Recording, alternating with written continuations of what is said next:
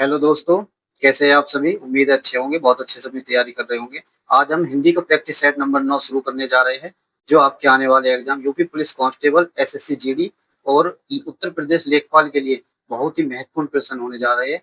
तो हमारे साथ जुड़े रहिए और इस प्रैक्टिस सेट को करिए और अपना स्कोर कमेंट में जरूर लिखिएगा। चलिए शुरू करते हैं प्रश्न नंबर 1 से। आइए, क्वेश्चन नंबर 1, महोषध शब्द का संधि विच्छेद कीजिए। महोषध शब्द का संधि विच्छेद कीजिए। देखिए, जब आप संधि विच्छेद इसका करेंगे तो महाऔषध, ये क्या हो जाएगा? महाऔषध। यानी आपका सही जवाब हो जाएगा ऑप्शन नंबर सी, महाऔषध। इसमें इसमें आपका हो जाएगा वृद्धि संधि। जैसा आपको कुछ शॉर्ट के माध्यम से पता होगा कि वृद्धि संधि कहाँ पर होती है, जहां पर ऊपर दो मात्राएं हो। जैसे कुछ शब्द है, एक एक, परम ओजस्वी। जहां भी आपको इस प्रकार दो मात्राएं वाले शब्द दिखेंगे, वहां पर ज्यादातर क्या होता है, जैसे ये, वहां पर हमेशा विरुद्ध संधि होता है। तो महाऔषध शब्द का संधि विच्छेद क्या हो जाएगा? महाऔषध। चलिए चलते हैं अगले प्रश्न की तरफ। प्रश्न का, करुण रस, यानी जहां पर करुण, करुणा प्रकट होता हो। कैसे? जैसे कोई दुख की घड़ी है, वहां पर क्या होता है? करुणा। यानी क्या हो जाएगा? ऑप्शन बी, शोक। और अगर क्रोध की बात करें तो क्रोध किसका स्थायी भाव होता है? क्रोध होता है रौद्र रस का स्थायी भाव।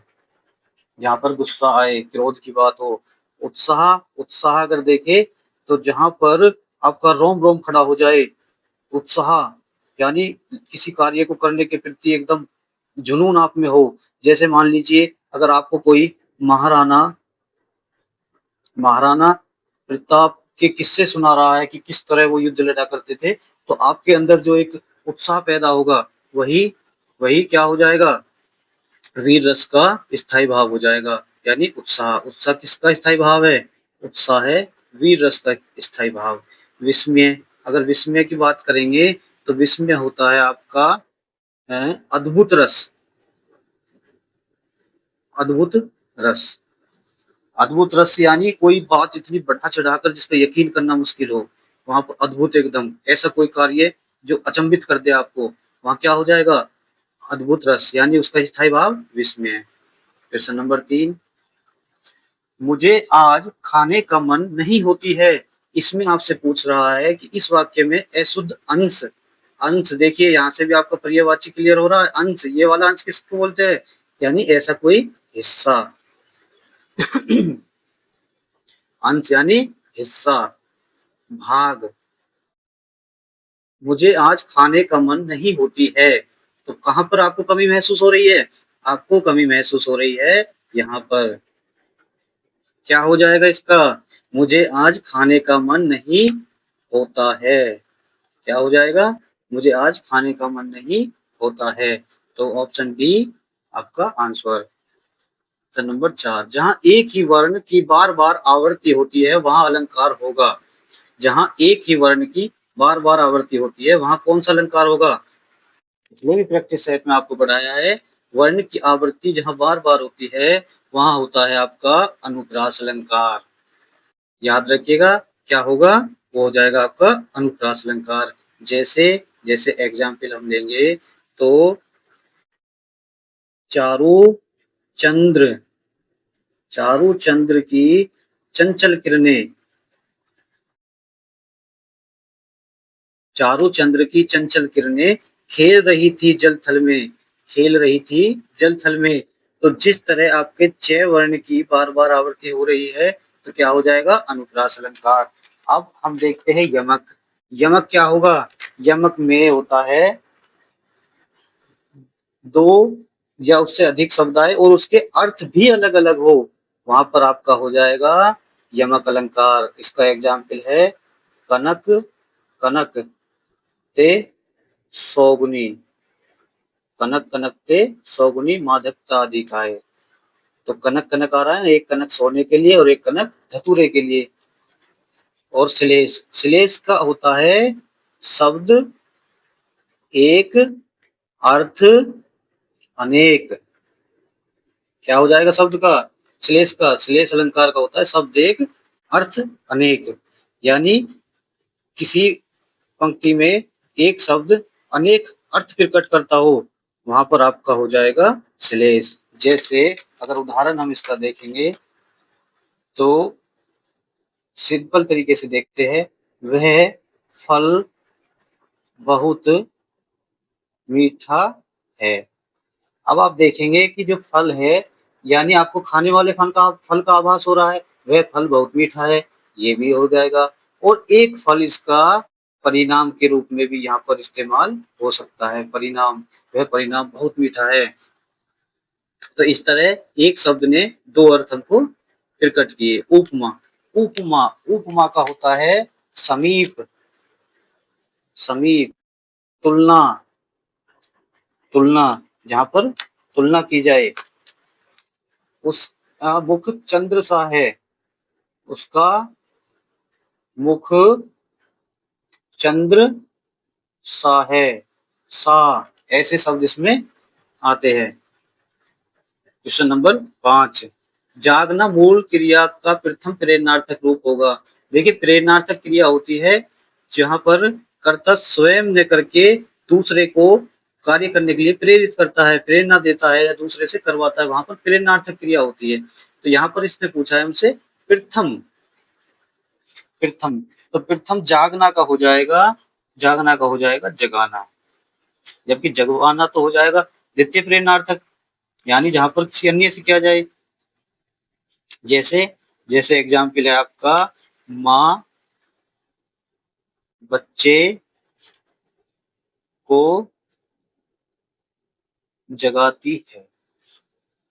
और दूसरा हो जाएगा आपका, माँ बच्चे को आया से जगवाती है, माँ बच्चे को आया से जगवाती है। तो आपका ये हो जाएगा द्वितीय प्रेरणार्थक क्रिया, और मूल रूप हो जाएगा इसका बच्चे को जगाती है। क्वेश्चन नंबर 6 देखेंगे, निम्नलिखित शब्दों में कौन सा शब्द अनेकार्थी नहीं है?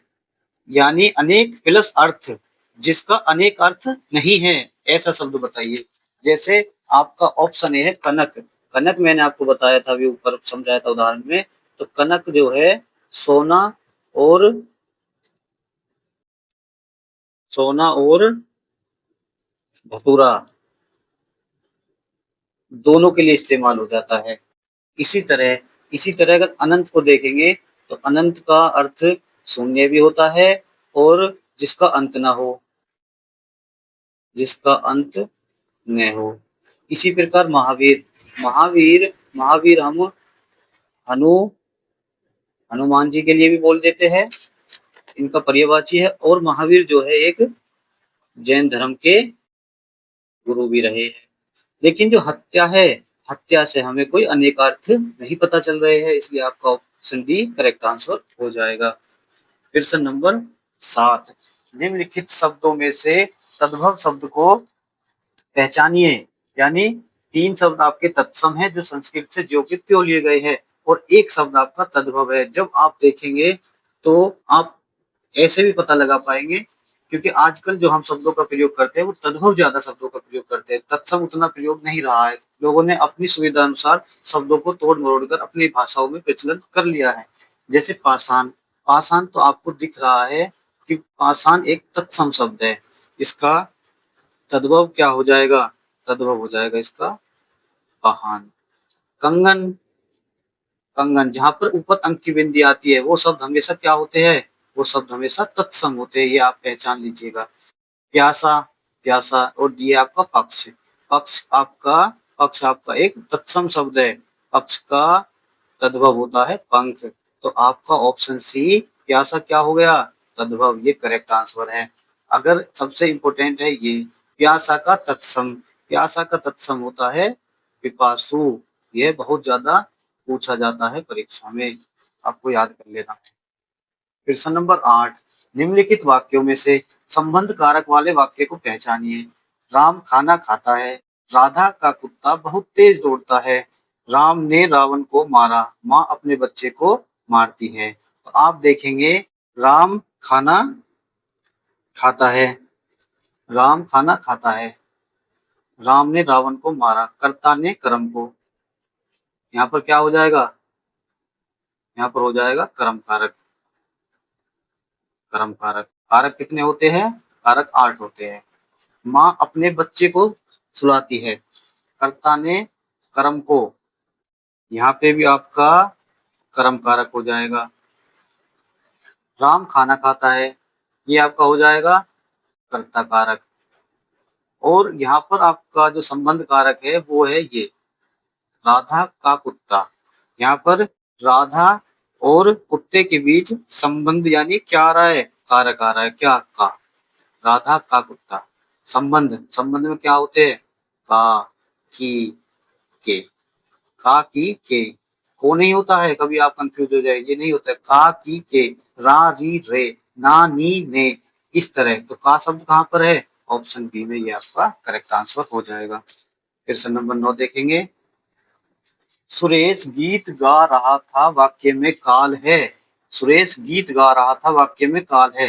देखिए सुरेश गीत गा रहा था, यानी जब आपने देखा था उस समय, या जो आप क्या था, तो उस समय सुरेश गीत गा रहा था, यानी आपको क्या पता कि वह अभी भी गा रहा हो, आपको क्या पता उसने आपके आने के तुरंत बाद गीत गाना बंद कर दिया हो।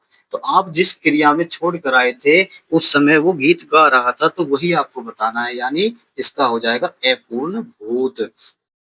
हमको नहीं पता लेकिन भूतकाल में हो गया, वो गीत गा रहा था। पूर्ण भूत गीत गा चुका था हो जाता अगर, तो वो पूर्ण भूत हो जाता। सामान्य भूत सुरेश गीत गाता था। आसन भूत सुरेश गीत गा लिया है जो अभी समाप्त हुआ हो। क्वेश्चन नंबर 10, वाक्यों में से पूर्ण वर्तमान काल को स्पष्ट कीजिए। जिस वाक्य को पढ़ने से पूर्ण वर्तमान काल का हमको भाव प्रकट होता हो, जैसे हम अब हमारे पढ़ने का समय हो गया है, वह घूमने जा रही है, ये तो पूर्ण वर्तमान नहीं होगा। वह पढ़ रहा था, यानी अपूर्ण, अपूर्ण भूत हो गया, पढ़ रहा था, अब भी पढ़ रहा होगा। मैं बाहर जाऊंगी, मैं बाहर जाऊंगी, ये भविष्य काल में जा रहा है, तो आपका ऑप्शन ए हो जाएगा करेक्ट आंसर। पक्षी दाना चुग रहा है, रेखांकित शब्द का पर्यायवाची शब्द नहीं है, यानी रेखांकित शब्द पक्षी। अब आप बताइए, पक्षी दाना चुग रहा है, इसका पर्यायवाची यानी पक्षी, रेखांकित शब्द है पक्षी, का पर्यायवाची इनमें से कौन सा नहीं है। आप बहुत अच्छे से जानते होंगे कि पंकज, पंकज जो है ये कमल का पर्यायवाची है। और अंडज, खग, नभचर, नभमिस आसमान, चरमिस घूमने वाला, विचरण करने वाला। नभ में विचरण करने वाला कौन, पक्षी। खग, अंडज, ये सब पक्षी के पर्यायवाची है। बहुत ही महत्वपूर्ण प्रश्न है आपकी परीक्षा के दृष्टिकोण से, ध्यान दीजिएगा।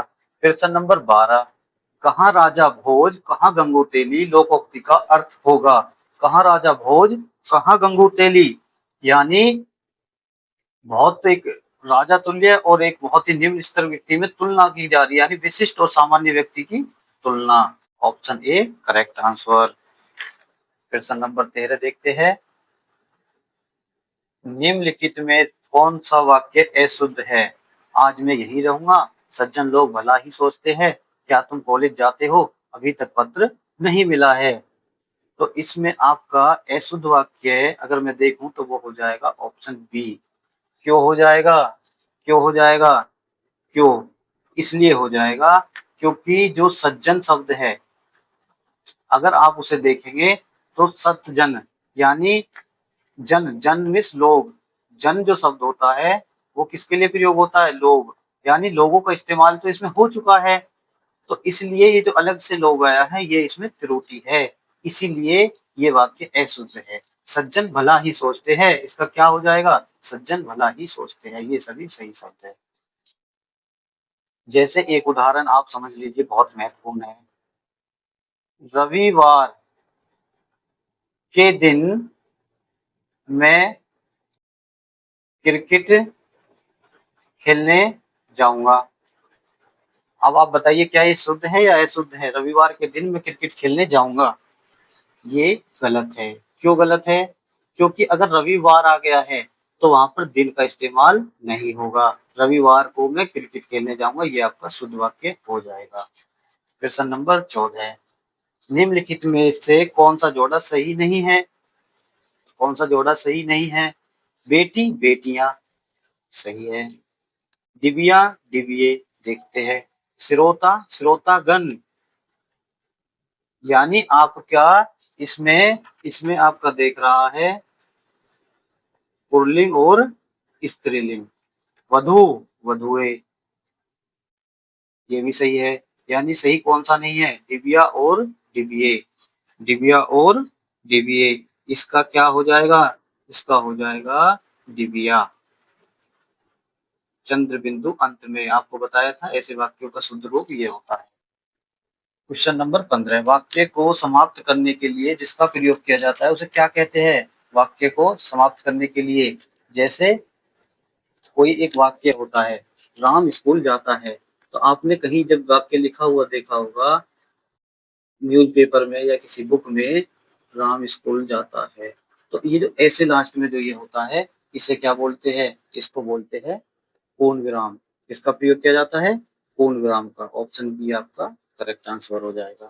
अगर मैं बात करूं विवरण चिन्ह की, तो विवरण चिन्ह होता है जैसे किसी का व्याख्या करनी होती है। जब जैसे व्याख्या हम किसी की करेंगे कोई सवाल, तो उस पे जो हम ये चिन्ह लगाते हैं, ये होता है विवरण चिन्ह। क्या होता है? विवरण चिन्ह। जैसे गाय या धेनु का विवरण, तो आप यहाँ पर ये चिन्ह लगाएंगे। अब हम बात करते हैं अल्प विराम की। तो अल्प विराम होता है कॉमा।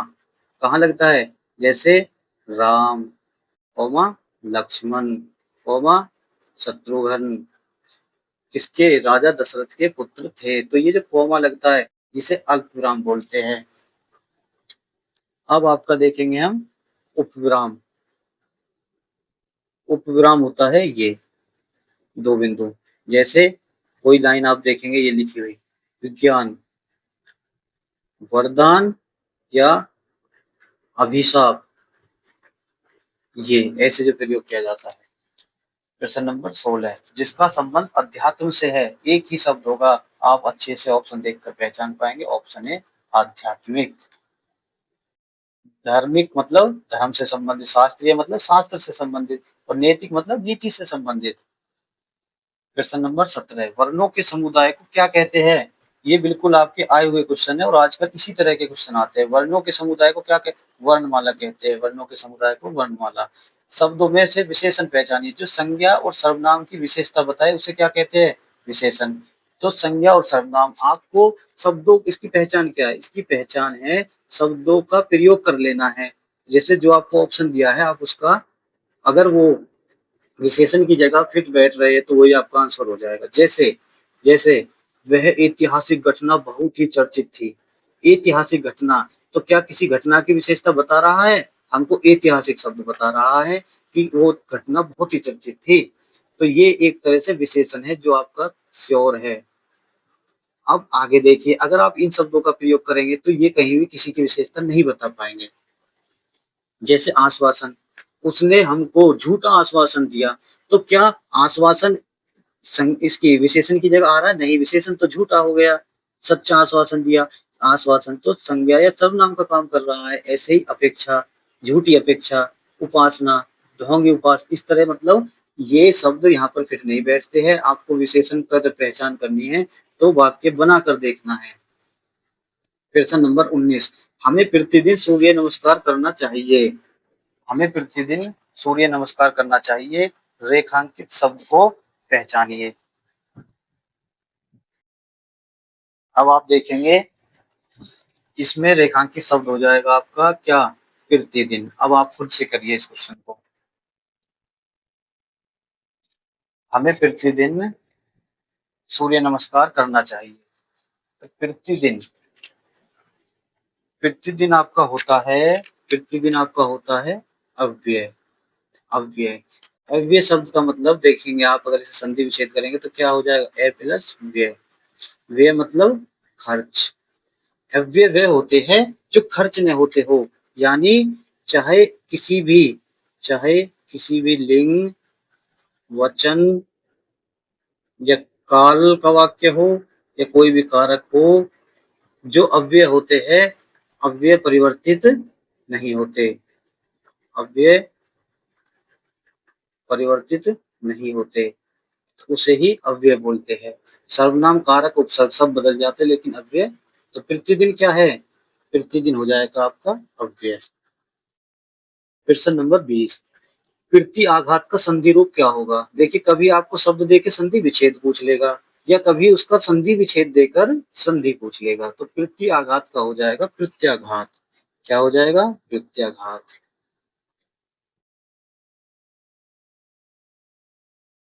भीष्म पितामह ने आजीवन शादी न करने का प्रण लिया था। रेखांकित शब्द का समास होगा आजीवन। आजीवन में कैसा समास है?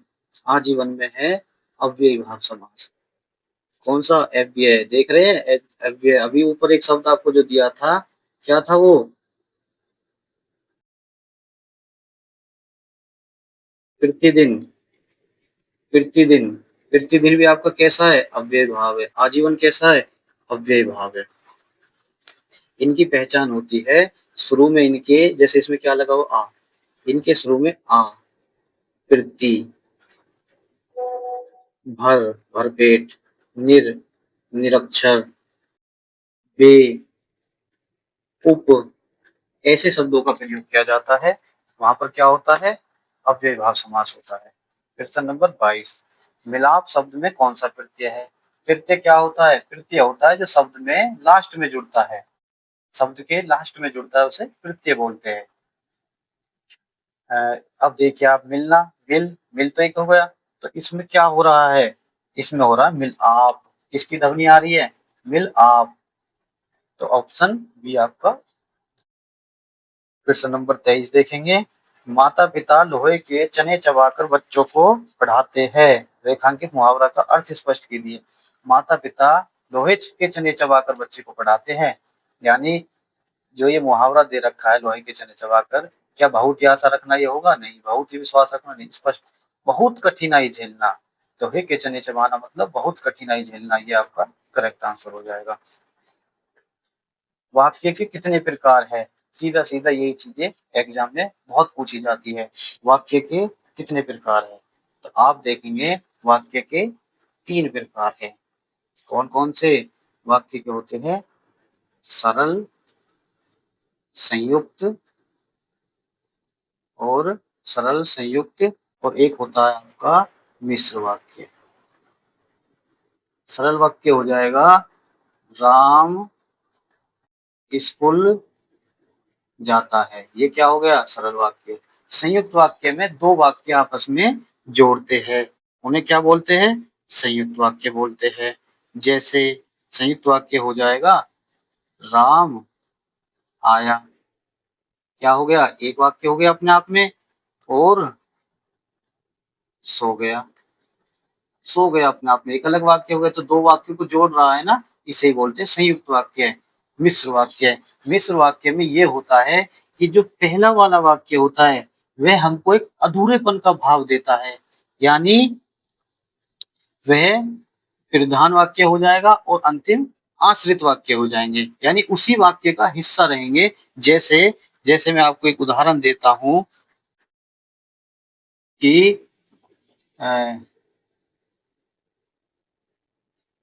राम परीक्षा में फेल, राम परीक्षा में फेल होता यदि मेहनत नहीं करता।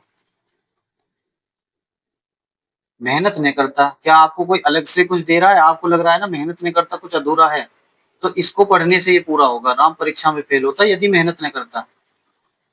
मेहनत नहीं करता, क्या कह रहा है? कुछ अधूरापन रह जाता है, वही क्या होता है? मिश्र वाक्य होता है। 3 प्रकार के होते हैं। कौन सा जोड़ा? समरूपी भिन्नार्थक है। समरूपी यानी जब आप बोलेंगे तो हमको समान भाव मिलेगा, लेकिन भिन्न अर्थक, इसको तोड़ेंगे तो भिन्न प्लस अर्थ, यानी भिन्न मिस अलग अर्थ प्रकट करेंगे, बोली भाषा में समान नजर आएंगे। तो अभिनय नाटक तो एक बोलने में आदि अंत भी अनुचरण होगा। अवधि अवधि, जब आप बोलेंगे अवधि तो सामने वाला पता नहीं कौन सी अवधि समझ लेगा, तो ऐसे शब्दों को क्या बोलते हैं, ऐसे शब्दों को बोलते हैं समरूपी शब्द। अब अब बात आती है भिन्नार्थक, तो हाँ इनके अर्थ भी अलग अलग होते हैं। कैसे होते हैं, जैसे जैसे ये वाला जो अवधि है ये होता है समय के लिए, निश्चित अवधि में अपना कार्य समाप्त कर लीजिए। और जो ये अवधि है ये एक बोली होती है, जो आपने पढ़ी होगी अवधि बोली। तो ऐसे जो पढ़ने यानी पढ़ने में एक ध्वनि दे हमको, जिसे सुनकर आदमी कंफ्यूज, अवधि कौन सी अवधि की बात कर रहा है, जब सेंटेंस बोलेगा तब हम समझ पाएंगे। तो उसी प्रकार भिन्न अर्थक अर्थ उनका अलग रहता है। प्रश्न नंबर 26, निम्नलिखित शब्दों में स्त्रीलिंग शब्द को पहचानिए। निम्नलिखित शब्दों में स्त्रीलिंग शब्द को पहचानिए। तो जब स्त्रीलिंग शब्द आपसे पूछा जाता है तो आपको वाक्य भी बना करके प्रयोग करके देखना है, यही इसकी पहचान है। संसार, संसार का अगर आप वाक्य बनाएंगे, यह संसार दुख से भरा हुआ है, दुख से भरी हुई आया क्या, दुख, संसार दुख से भरा हुआ है, यानी हमें पुल्लिंग की ध्वनि दे रहा है। मेरे लिए गौरव का क्षण है, समुदाय, यह समुदाय अच्छा नहीं है, यानी पुल्लिंग का भाव दे रहा है। अश्विनी, अश्विन नहीं है ये है अश्विनी, ये हो जाएगा स्त्रीलिंग। हमें अनाथ बच्चों की मदद करनी चाहिए, इसका विलोम आपको पूछा है अनाथ, रेखांकित शब्द जो है वो अनाथ है। हमें अनाथ बच्चों की मदद करनी चाहिए, शब्द का विलोम बताइए। तो अनाथ शब्द का विलोम हो जाएगा सनाथ। अनाथ होता है जिसके माता पिता न हो, माता पिता न हो, और सनाथ माता पिता हो, उसे क्या बोलते हैं, सनाथ। जो मात्रिक सम छंद है, प्रत्येक चरण में 16 मात्राएं होती है, उसे क्या, ये चौपाई है। जो आप तुलसीदास जी की या सुबह जो भजन सुनते हैं, मंगल हर जो ये वाला भजन है वो क्या है, चौपाई। मंगल भवन मंगल हारी, ये वाला जो है ये क्या है, चौपाई होता है। अब आपको जो कुछ परीक्षा से रिलेटेड जो पॉइंट है वो याद कर लेंगे। जैसे जैसे आप देखेंगे चौपाई में कितनी 16 मात्राएं होती है, क्लियर है। दोहा, सोरठा, मैंने बताया था ट्रिक क्या था सोरठा की, किसी को दहेज में 11 लाख तय हुए थे और मिल कितने गए, 13 लाख, यानी 4 चरण होते हैं किसी उसमें, 3 4। तो ये पहला चरण, ये दूसरा, तीसरा, चौथा। शोर उठा, शोर कब उठा, शोर तब उठा जब दहेज में शादी में 11 लाख देने की बात थी, लेकिन सामने वाले लड़की वालों ने 13 लाख दे दिए। तो क्या हो गया, सभी में चर्चा हो गई, क्या हो गया, शोर उठ गया। तो इसमें जो चरणों में मात्राएं होती है 11 13 11 13, शोर उठा समझ गए आप। अब दोहा पे आ जाइए। दोहा होता है सोरठा का उल्टा, यानी क्या हुआ, दो का दो का क्या हो गया, दो का धोखा हो गया। 13 की बात हुई थी, दे कितने दिए, 11 लाख। तो क्या हो जाएगा, दोहा हो जाएगा, दोहा, दो का धोखा। शोर उठा, 11 का 13 मिल गया तो शोर उठ गया। आपको उम्मीद है बहुत अच्छे से याद हो जाएंगे। ऑप्शन डी आपका रोला है। रोला में भी आपके इतने ही होते हैं, यानी जितना सोरठा में होते हैं, 11 और 13। लेकिन क्या होता है, रोला होता है आपका, रोला होता है आपका सममात्रिक छंद, सममात्रिक छंद। और सोरठा क्या होता है आपका, सोरठा होता है अर्ध सममात्रिक। सोरठा क्या होता है, अर्ध सममात्रिक। ये आपको याद कर लेनी है। अब इसकी एक पहचान और है, जो रोला होता है, यहाँ पर देखिए, रोला में होती है 4 लाइन। आपको लगेगा कि मात्राएं तो समान है, फिर पहचानेंगे कैसे। और सोरठा, सोरठा में होती है 2 लाइन। सोरठा कितना का हो जाएगा, 2 लाइन का। ये भी एक पहचान है, इनकी अन्य भी पहचान है, लेकिन एक ये भी है, आपको अभी बता दिया। प्रश्न नंबर 29, निम्नलिखित कवियों में से गांधी जी को, इनकी रचना कौन सी है, भारत भारती। प्रश्न नंबर 30, कौन सी रचना तुलसीदास जी की नहीं है। तो अब मैंने आपको बताया था ना कि भले ही आपको किसी लेखक की सारी रचनाएं ना याद हो, लेकिन अगर एक दो भी रहती है तो ऑप्शन से पता लगा लेते। जैसे ये सबसे फेमस है यामा, हर बच्चे को इसका पता होता है कि ये महादेवी वर्मा जी की है। तो अब इसने सिर्फ पूछा तुलसीदास की नहीं, जब ये यामा महादेवी वर्मा जी की है तो ये सभी तुलसीदास जी की हो जाएंगी। तो ऐसे आप जो भी याद करेंगे आंसर लगा पाएंगे। देवदास उपन्यास पर 3 बार फिल्म बन चुकी है, उपन्यासकार का नाम क्या है? इनका है शरत चंद्र चट्टोपाध्याय, बहुत फेमस फिल्म इन पर बन चुकी है। ये एक बांग्ला के लेखक थे शरत चंद्र चट्टोपाध्याय, किसके? बांग्ला भाषा के। कामायनी के रचयिता कौन है? कामायनी के रचयिता, ये भी बहुत ज्यादा परीक्षा में आने वाली रचना है, जयशंकर प्रसाद जी।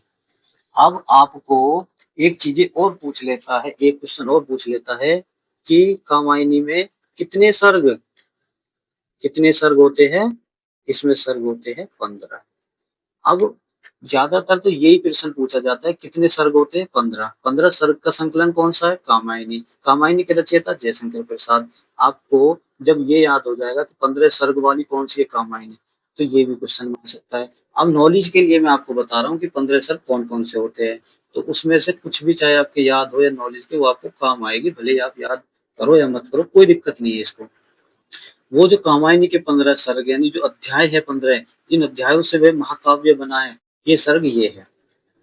पहला है चिंता, आशा, श्रद्धा, काम, वासना। सब शब्द हमारे प्रचलित शब्द है।